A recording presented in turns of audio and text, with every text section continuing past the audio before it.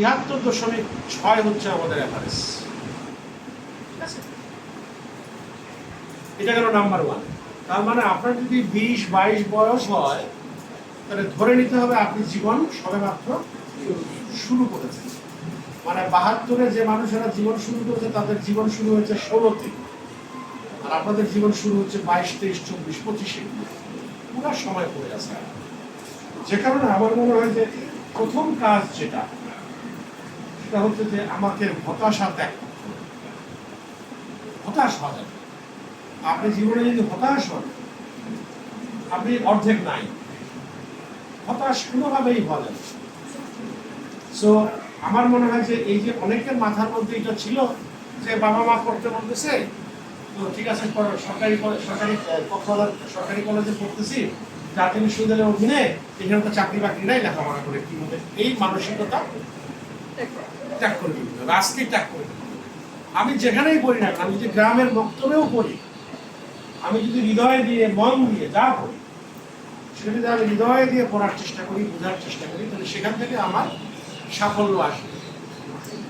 সনাতন ধর্মে একজন বিখ্যাত ব্যক্তি ছিলেন, আপনার নাম শুনে থাকবেন, স্বামী বিবেকানন্দ। নাম শুনছেন? তিনি বহু আগে শিকাগোতে গিয়ে একটা ধর্ম সম্মেলন করেছিলেন, সেটাও প্রায় 100 বছর হয়ে গেছে। সেখানে সকল ধর্মের মানুষজন উপস্থিত ছিলেন। তো সেই ব্যক্তির একটা কথা আছে যেটা আমি সারা জীবন মেনেছি। তিনি বলেছেন যে তুমি যদি কখনো কায়মনোবাক্যে কোনো কিছু চাও, তুমি যদি কখনো কায়মনোবাক্যে মানে কি?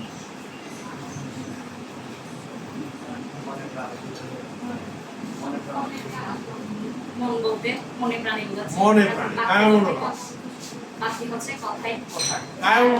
মনে প্রাণে কোথায়। এখন আমি যদি বলি যে আমি টিচার হবো, আপনি কথায় বললেন, সেটা আপনার কায়মনোবাক্যে বলা হইল না। আপনাকে তার মানে কি মন দিয়ে বলতে হবে, সব দিক থেকে বলতে। তিনি বলেছেন যে কায়মনোবাক্যে যদি তুমি কোনো কিছু চাও এবং সেটার জন্য তুমি প্রকৃত অর্থে যদি পরিশ্রম করো। আমি একটা জিনিস চাই না, আমরা অনেক সময় পরওয়ারদিগারের কাছে চাই না, আল্লাহর কাছে চাই, ভগবানের কাছে। হ্যাঁ, যখন আমরা নামাজের ঘরে দোয়া করি, আল্লাহ আমার স্বাস্থ্য ঠিক রেখো, আল্লাহ আমার লেখাপড়া, আমরা নিজেরা বলি না অনেক কিছু, তার কাছে চাই না। প্রশ্ন হচ্ছে সেটা চাওয়ার পরে কি সেটার জন্য পরিশ্রম করি?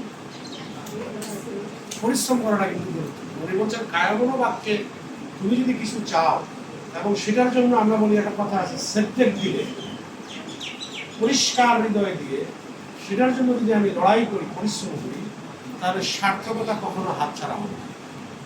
ইন এনি কেস, আপনারা তো ইয়াং ছেলে মেয়ে, প্রেম করারও বয়স হয়ে গেছে আপনাদের। আপনি যদি কাউকে মন থেকে ভালোবাসতে চান এবং সেটার জন্য যদি পরিশ্রম করেন, ইদার দিক যেদিকে ধরা দিতে বাধ্য,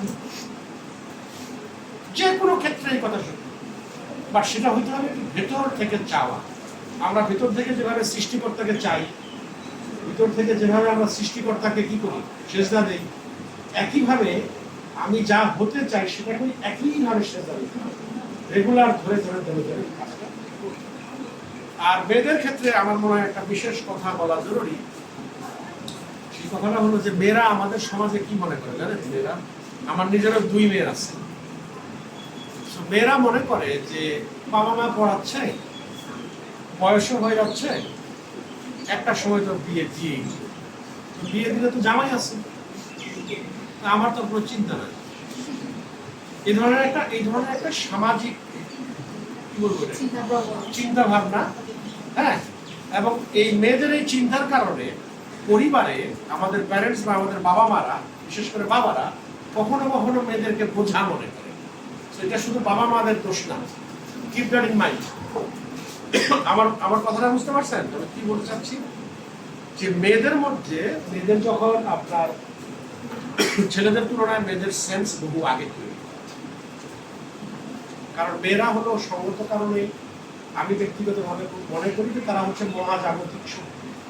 মহাজাগতিক শক্তি মানে হচ্ছে তারা সন্তান ধারণ করার ক্ষমতা রাখে। Try to understand that particular point.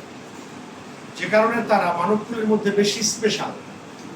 এই কারণে আমরা বাসে যখন দাঁড়াই, কখনো কোনো নারী যদি উঠে, আমরা কেন ছেড়ে দেই? আমিও তো বসে যেতে পারি। কেন আমরা জায়গাটা ছেড়ে দিই? They are special in our society all the time. Your